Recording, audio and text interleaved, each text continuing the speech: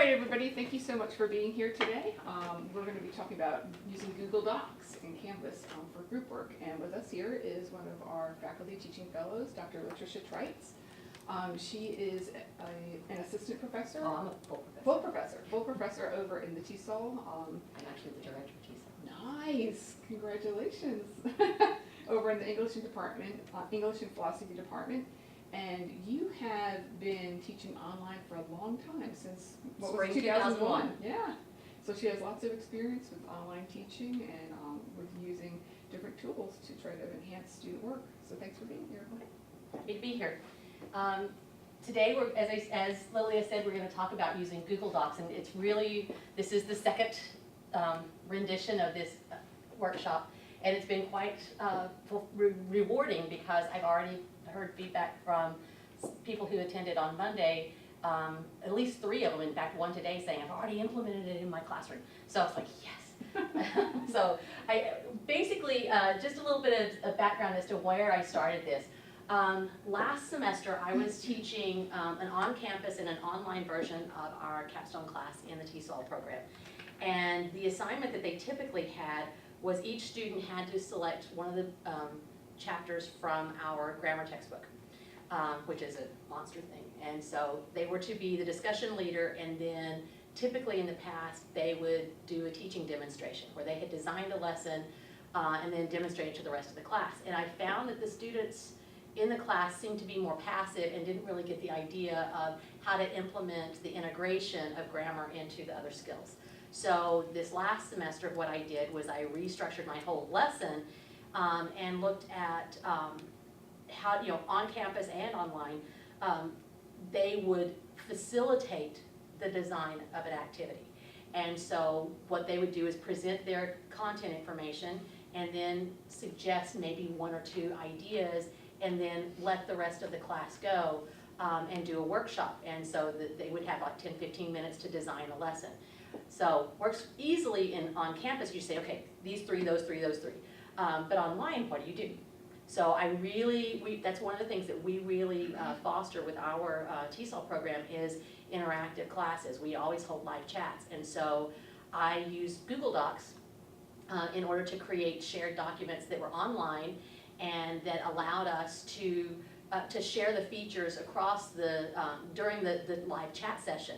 And it allowed, what I did, and I'll show you in a bit, how I set that one person up, whoever was the discussion leader, to be a member of every single group, and then they had the same access I had to all the groups, and they could monitor and go along as we did the lesson. And then afterwards, they could then take the 3 pieces and put together, because they had to do a beginning level, an intermediate level, and advanced level. They had to put, their final assignment was the 3 lessons.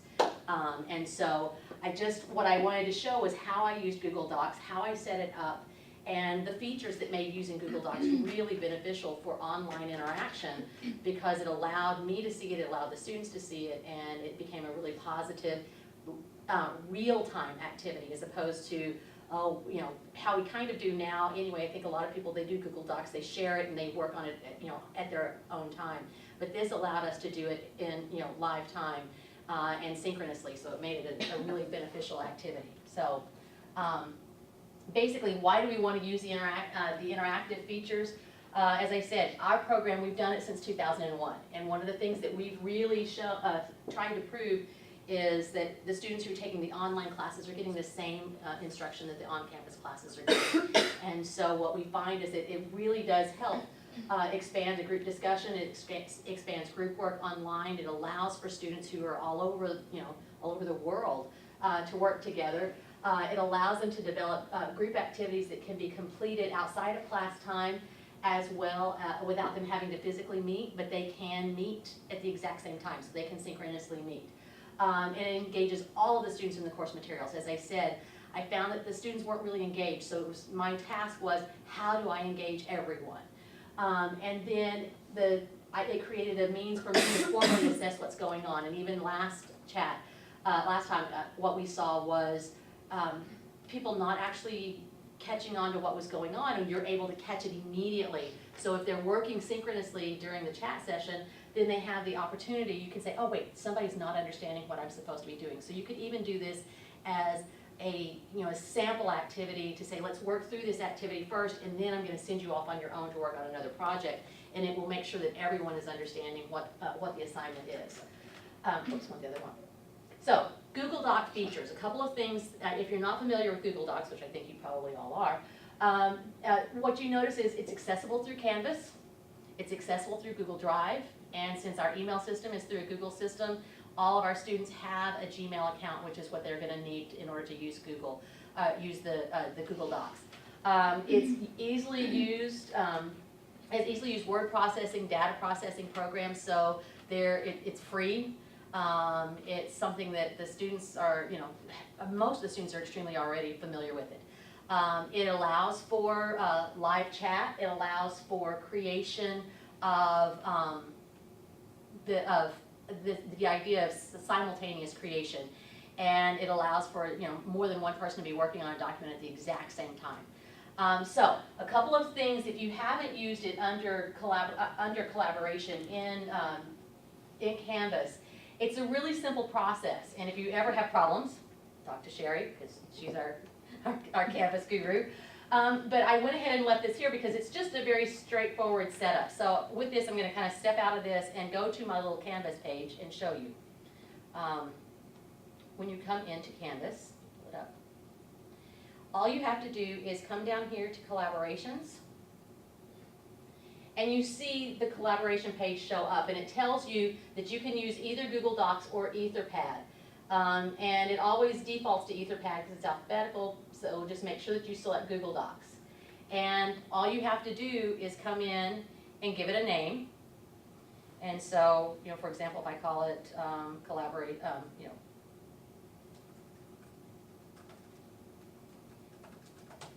collaboration activity, and then you can describe it, you can give students directions or whatever you want there. And then all you do is select people that you want to be part of this. I don't want to scare Ann, so I just add people in. So anyone who's joined my class, I can pull them in. If I have a group session that I've already defined my groups, I can pull those groups in. And this is actually what I did. I identified groups, I separated them into actually partners for every single activity, and I can show you that here in a minute. But all I did was pull the group here over there, and then individually I pulled in my leader, and I pulled her into every single document that I created, so that she or he was already part of the group. So I just did this, then you definitely make sure you click Start Collaborating. And what's nice about it is it pulls up this wonderful blank document here in just a second. And you can put anything on there. So like the one that I've got open already, if I want to use this, I just come in here and take what I want there, and we're ready to go. I can save this, I can close it, the students can come back to this later. So it's something that you can set up before your class and have it ready. My students easily, you should have gotten an offer to join a collaboration here just a minute ago, and all they would do is just go pull it up on their email, and they were ready to go. So this just creates an activity which really does allow them. It's easy to access, it's easy to create. I know that you two know how to create groups. Do you know how to create groups on Collaborate? Okay, or on Canvas. It's really pretty easy. Under People, and I'll just quickly show you, again, if you have any problems, yeah. Sherry is the person. All you do is under People, go to Groups,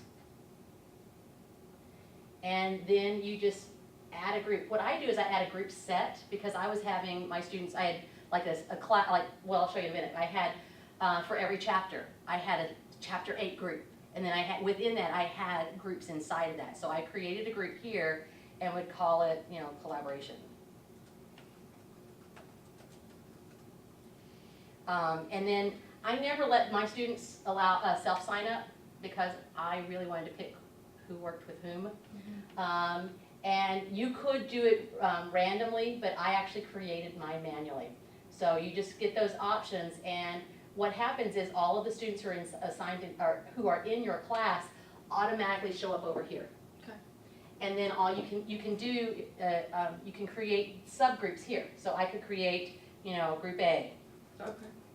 So your group set was chapter 8, and then you had however many Yeah, subsets underneath right. that. And so I had group A, group B. Like some people will have it be like, this is your Yeah. project paper group. Right, And yeah, This is your discussion. Yeah. And then what you do, which is so nice, is just, drag them over there. And so what if you want to, you can pull that down and you see who belongs to it. And so what's nice about this is if you expand it, you can go, you can move people around before they Yeah. see it. And that way it gives you that option to pick who you want, who goes where. Sorry to interrupt. Go ahead. Can you put Sherry in group A and group B? No. Okay. But that's where, what's really nice about it is if I don't want her in the group, like I could go back to my collaboration and I go to edit this one. And if I come into my group, So it shows up, okay. no, I didn't say my group, but that's mine. But what I could do is I could, if I wanted her in all the groups, I just don't assign her to an individual group. Okay, so for your project leader Mhm. person, you didn't put them in a group? No, You let me went to show you people what I and did. pulled her into every, okay. Exactly. Alright. I left that person as an individual, Okay. okay? Mhm. So let me see if I can find that class. It's way down here. It's a clever workaround. Yeah. Yeah, because you can't put them in more than one group. Yeah, And so that's- that was my workaround for it. I just wondered how you So, yeah, let worked me around it. find it down here. I'll show you what I did. So, for example, when I go to this class and I go to the collaborations, you can see I have lots of them. Mhm. And so I have chapter 12, advanced, beginner, intermediate, and so those were the only ones that would show up for that week. And if I look at those to see how those were edited, what you see is for chapter 12, I had my groups. I had, well, this was it, go back. Didn't bring my mouse. So I could put my individuals in there, or I could put the group in there. And so I have advanced group in there. Why is it going to people, not groups? Because it's not showing any groups. But anyway, so, Because you've already dragged it in there. because I've already dragged it in there. So I have my group, advanced 12, and then Randy Rogers was the group leader. So he shows up individually as a person, while the Right. other people show up as a group, Okay. okay? Yep. So it's really easy to do that as a workaround. I found that the best way to manage that. So sometimes you have to be smarter than the machine. You can have multiple groups per Right. course, but Right. they can only be in one group set. Right. Okay. So, I mean, and so what I did, if I go back into that course, if you go into my people, if you go into my groups, see I have a whole bunch of group sets.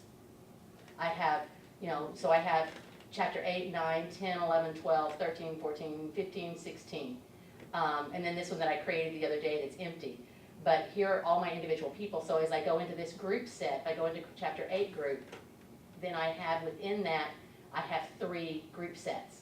And what you see here is that, I put my students in there, but apparently Robin was my discussion leader for group 8. And so I just didn't put her in there. But you can create multiple group sets, and then within them, they can only belong to one group in that group set. Okay. So it's really a nice feature. So in most of my classes, I don't really use the groups, but in this one I did, heavily. I did in one of my undergrad classes where I used Tegrity videos, and I assigned them to groups, and then they had to work in their groups to create Tegrity videos. But this one was the best one I used for using the collaborative session. So anyway, so that's how to get back to that. Anyway, so this steps you through it again, so that, and I've made this available so that if you go in there, you can click collaborations, make sure you select Google Docs, name it, give any optional instructions, and then select your participants or groups to be included, and then start collaboration. And then anything that you put in Google Docs, once it opens, and the nice thing about Google Docs is it saves it automatically, which is the benefit, so that you don't have to remember to, oops, go save it. So all the tabs that I have up there are automatically saved, and if I open it, even if I open it blank, then it's fine. So here's one of the sample lessons that I used last time. Let me see if I can get it open. Oh, it's because I'm not in this. I'm like, what's wrong? Why won't it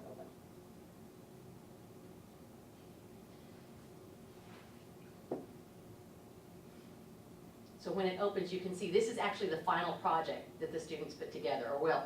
It's not the final version. Whoever was in charge of chapter 28, they had to go in and edit this and clean it up for the last version. But you can see they've got a beginner group. They have that's the beginner lesson. Oh, that's for this one, so this one is the beginners.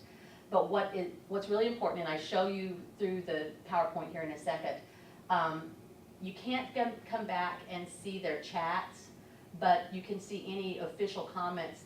You can put comments in there, but only once they're enrolled, they can live chat with each other. And we'll do that here in a minute. But one thing that is nice is if you come under here, under File, and see Revision History, what it will show you is where everybody was working, who contributed what. So if I go at this time period, you can see through their color coding, I did it before. So if I go in here and see the color coding, you can see where Robin or Holly was making edits there on that piece.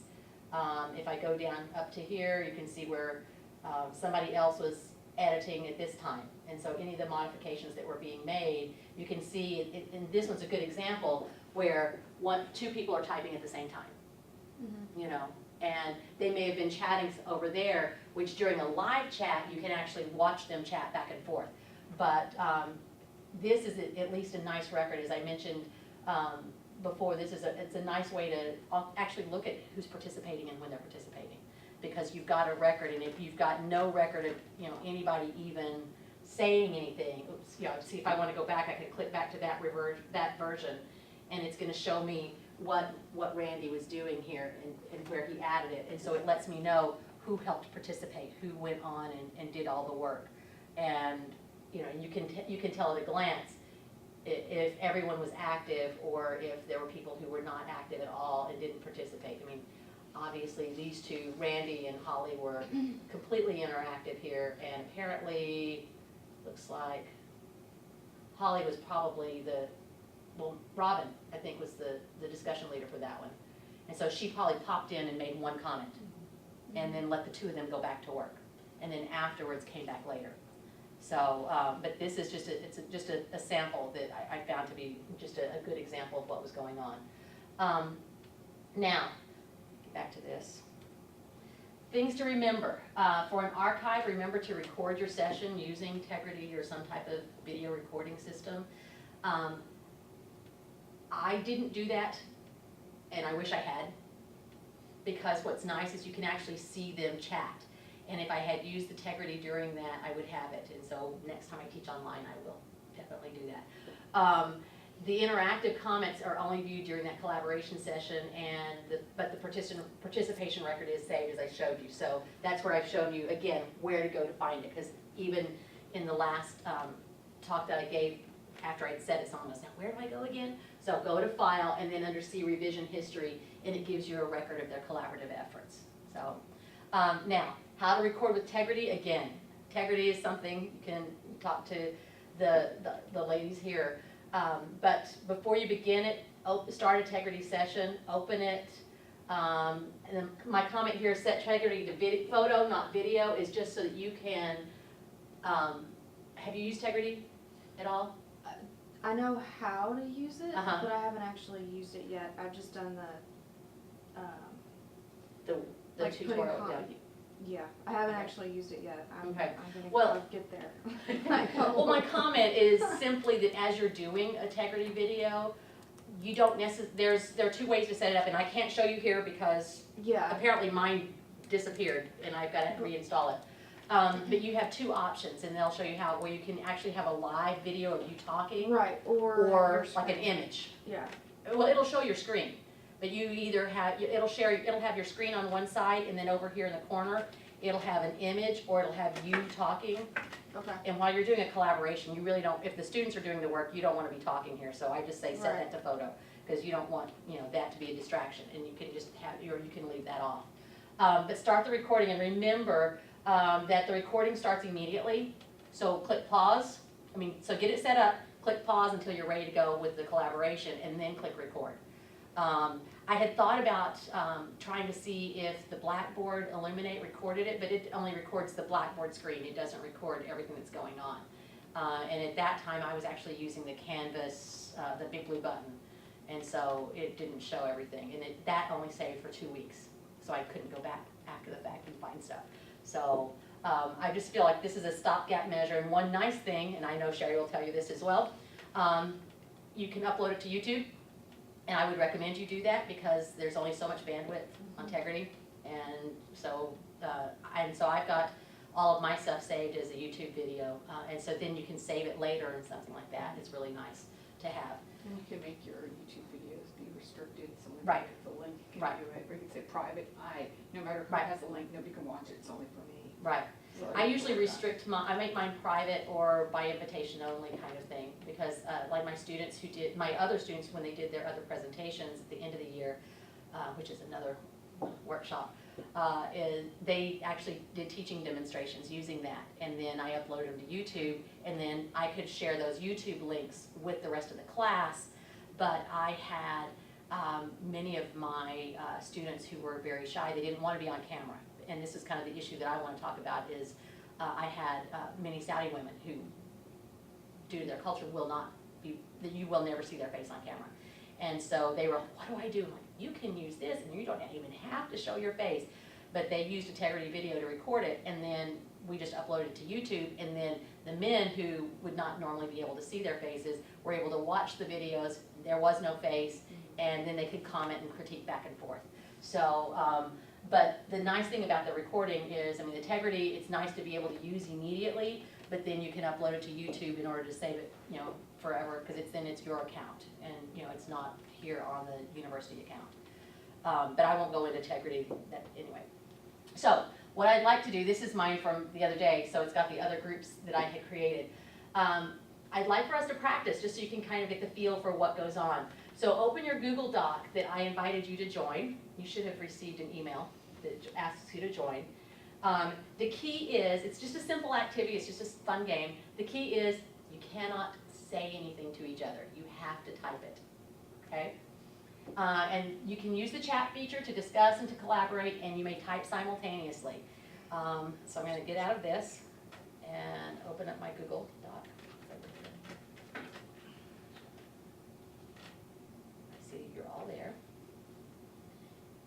And so if you click on this little chat feature right there, the little bubble, it shows that you're all here. Okay.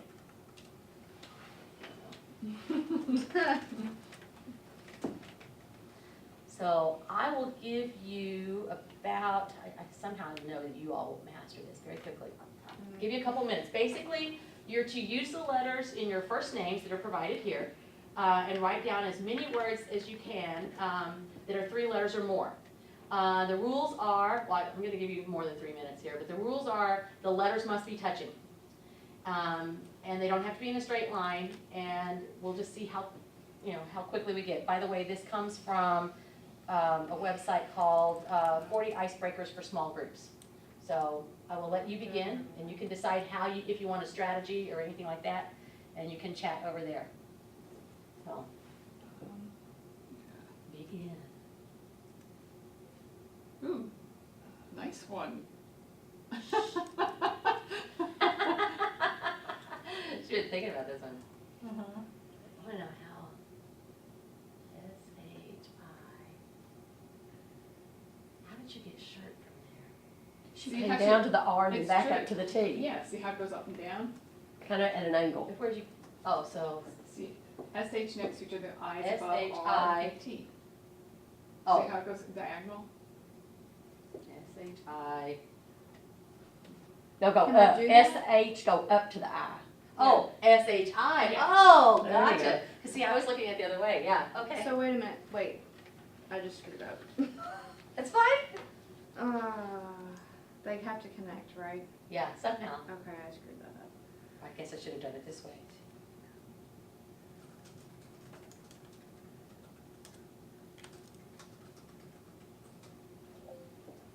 Well, this is a musical thing. Yeah.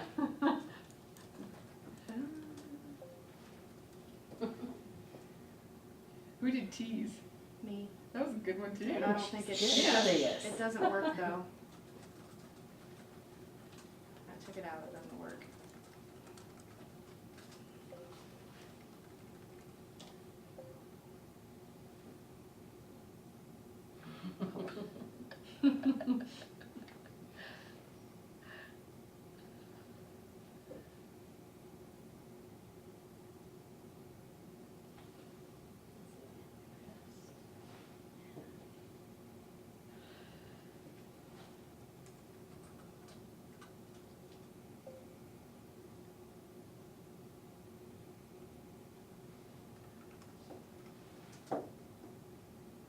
Oh, you're adding.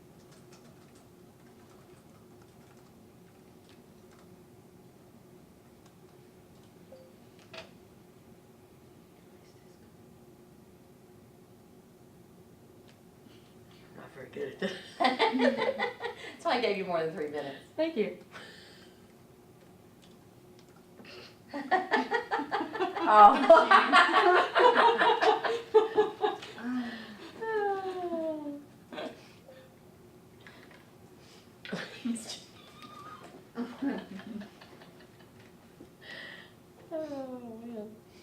Well, then in that case.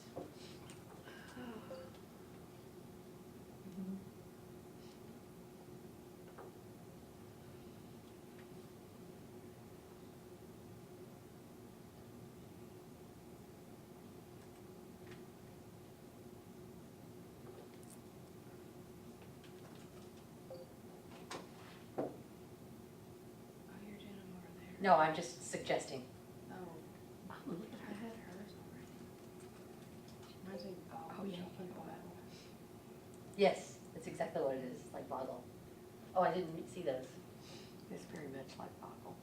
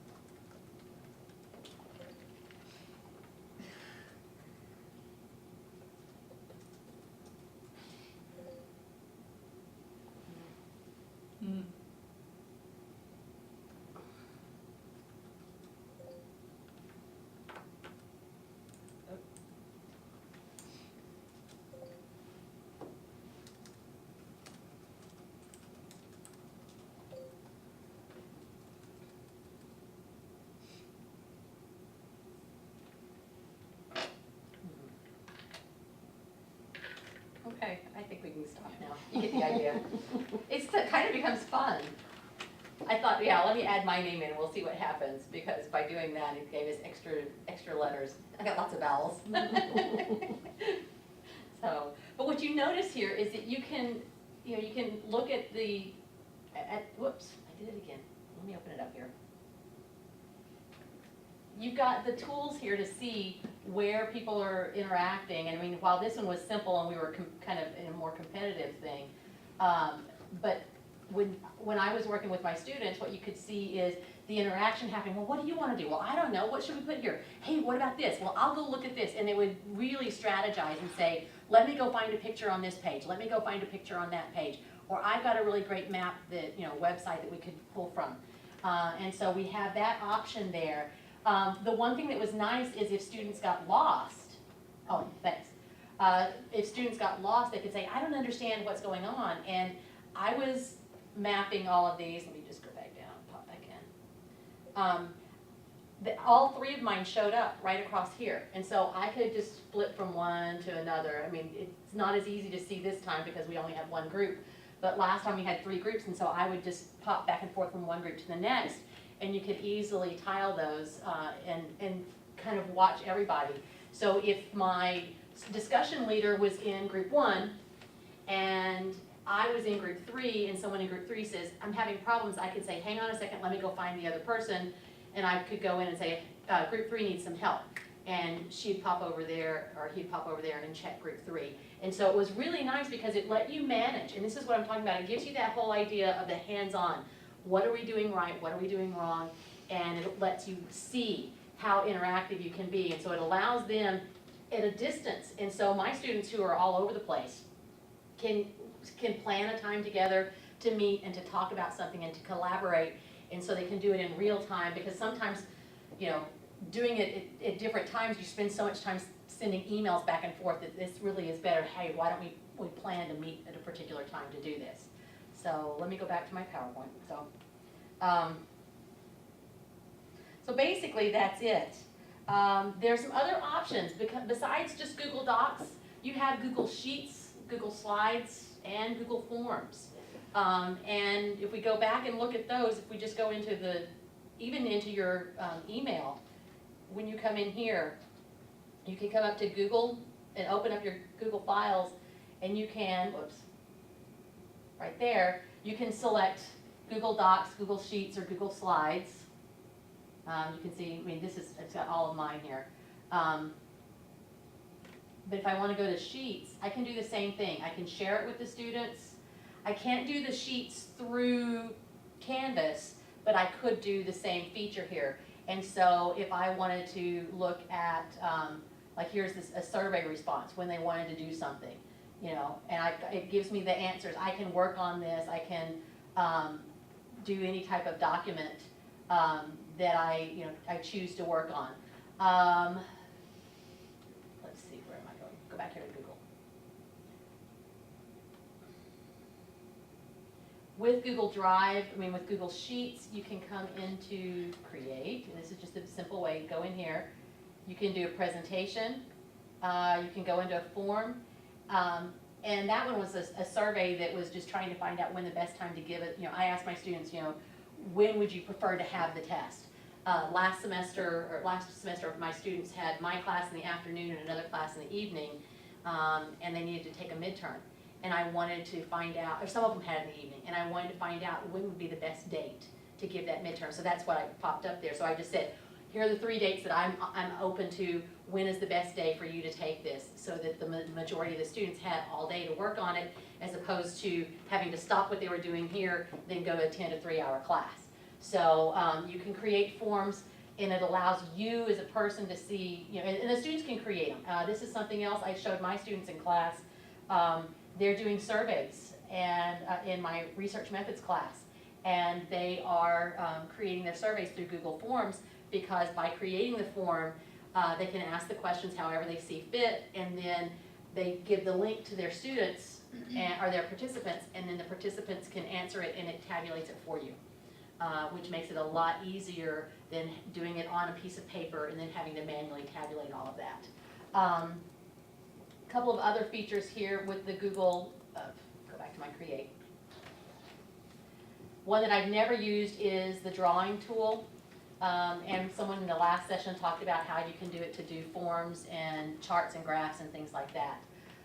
But anyway, so we have all these different features and all of the students have access to them, so it shouldn't be anything difficult for them.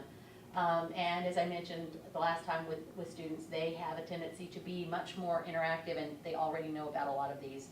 And most of them, because they're not gonna pay for Word or Excel or PowerPoint and things like that, they tend to use the Google Forms or Open Office, much more readily because it is, it's much cheaper for them. So with that, I'm just going to wrap it up and ask if you have any questions.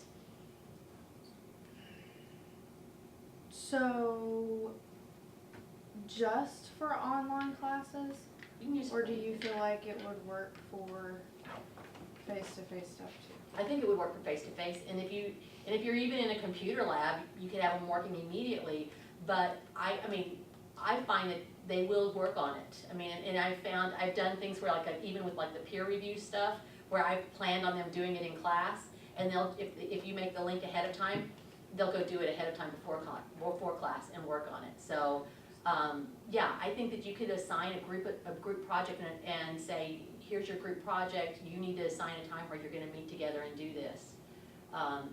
So if it was face-to-face and I did that, Mhm. basically just said, this is the project, but you guys gotta figure out how to get it done outside of class.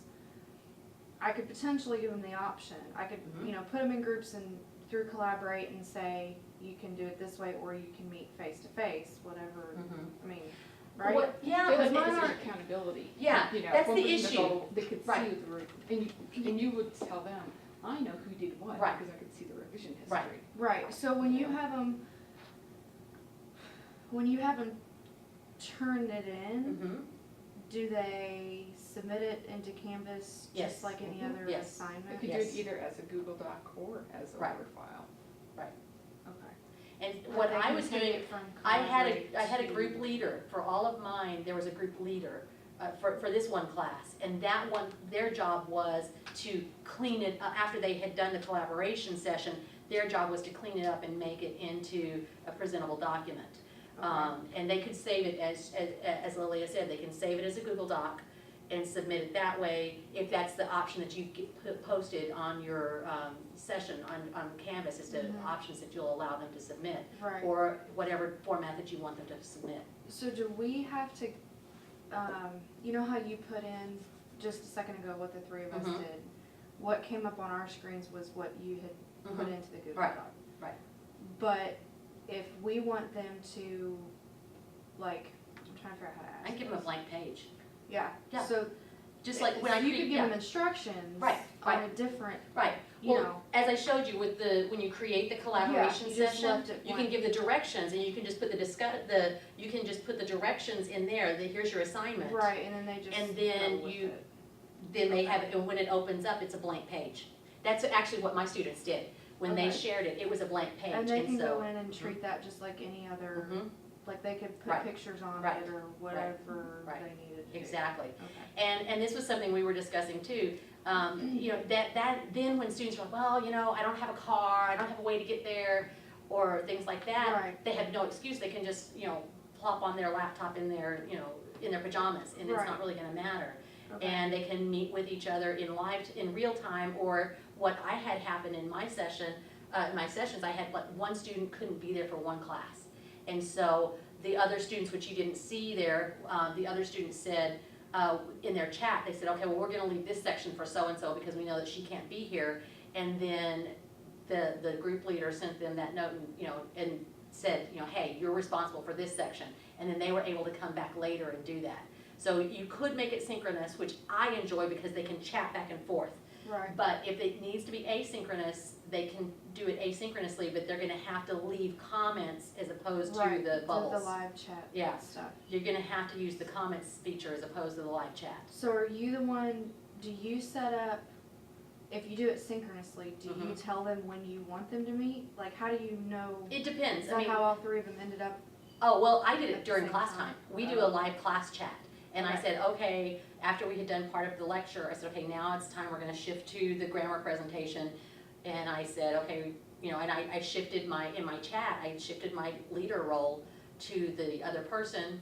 They did their presentation, and then we said, okay, now, 10 minutes. And they all popped on and worked for 10 minutes. Okay. And then we said, and then I would say, okay, back to class. And we pulled it back in, and whatever was left, they had to finish at a later date. And if they weren't finished, then they could go back later. But they would leave each other directions. Okay, I'm gonna follow up on this, you follow up on that, and so that was there. But again, just going back to it, when we looked at the Google, going back to that feature, if you go into the Google Doc and you're here, if you wanna come back later, I mean, when we come back later, your chat is gone, because, well, you're not here. But you could leave comments there, and you could, you know, post any, you could add comments, and those comments will stay. Okay. And so you could leave directions. I see, since Lily is still open, since y'all are still on, it's still showing up. But once everybody logs out, then that goes away. But if I leave a comment here, then the comment would stay. Okay, so they could asynchronously leave comments, Okay. okay? But I mean, it depends on them. I mean, someone else already emailed me and said, well, I'm having students, they're doing this, but I'm having problems with, you know, one student gets started, but the other students don't want to come on and join. And I said, well, what you could do is tell them that they have a certain date that they have to have made comments by. You know, and I said, unfortunately, sometimes you have to say, you know, and that's kind of the feature here that I like when it comes to the history, is that you can come in and say, look, you have to do it in the Google Docs because I need to see that you participated. Because that's one of the biggest issues that students have, or teachers have when they do group activities, is how do I grade the interactive component? Well, it shows up here, who was interacting, and you can see, you know, every single time anybody entered, how many different people were participating. And you can tell, even if what is finally there doesn't show up, you can see that everybody was interacting very, very actively. And if you want to go back and scroll through it, you can go back and scroll through and see, like at this time, who was doing what, you know, and you can flip back to that one. And it's showing you that, you know, that you were typing those words, you know, because that's colored and so forth. And it allows us to see, you know, who's doing what work and so forth. Okay. Okay?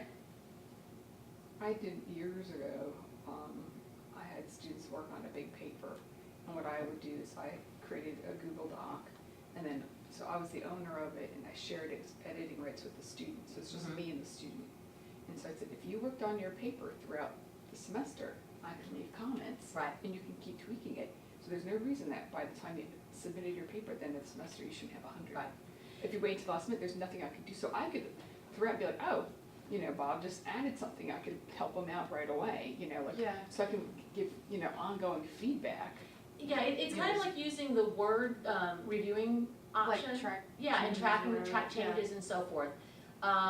But you're not getting the live feature with Word. I mean, unless they're actually working on, I mean, and so you have the track changes here, and you have the comment feature here, where you can go back and look at this under Google Docs. It's not necessarily as elegant as using the Word reviewing system with the track changes, but it does allow you to give feedback. It does allow you to make comments in there. I thought it was emailing back and forth. Now it's Yeah. this file and this Right. file, Yeah. you know. And, but they can, I mean, you're just automatically, as soon as you close it, it's saved. And, but the thing that I like about the Google Docs is it does allow for that synchronous component, which Word, you can try to do it, but again, it's just rather cumbersome. And the fact that Google Docs, you're allowed to create it in Canvas, does really open it up if you're doing an online class for sure, because you can set it up, and well, you can set it up anyway in Canvas, but it just allows you to, it's there, and the students have access, ready access to it, and they can click on the Canvas Collaborate, even if they don't go to their email, they can click on that, and only the ones that they have access to show up for them to open. Okay. So, If they're going from Canvas, they do have to, the first time they use it, put in their Google credentials. Yeah. So that they can have that passed back. It prompts them Okay. though, so it's not. yeah. So that's the only thing they have to know. See, I never figured that out because my credentials are there, so I You're don't already think of that. there. I'm already there. They'll let So, you do it once. Yeah. So, anything else? No, I just, I gotta figure out how to take it all Yeah, you know, it's one of those things about these little short workshops, because I think that's kind of the thing, it's like a lot of information in a little short amount of time. Yeah. And that's why I wanted to make sure that the PowerPoint was there, so that it's like, okay, wait, now, where do I go for this? I wanted to put those step-by-step things in there, so even if you know, and I, as I said, you know, I only put in like how to create the collaboration session here with the Google Doc, not how to, you know, to do the groups, not how to do everything else. Right. But, because that's something else, but this one is because, you know, how to implement it in the teaching classroom. So. Did you send the PowerPoint? I shared it under my class, and I sent you a link to join the class. Okay. If you go into this one that I was talking about, I sent a link earlier today for this class, and you can, people are free to join, you can sign in. And if you sign in, I've got a link right there to that PowerPoint. I got a link for the document that we just did. Uh-huh. Earlier today, probably about Oh. 10:30?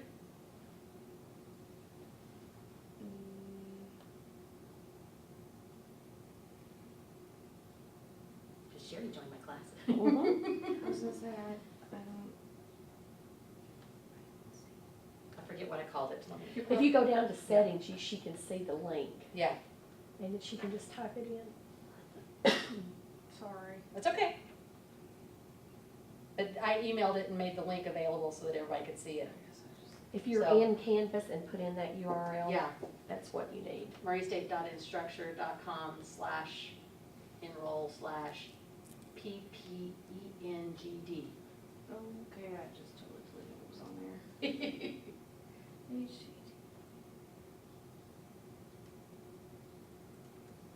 I guess it's nice that it's on a video, so if anybody else wants to see it, they've got that, they can always join. So, Oh my gosh, I can't type today, you guys.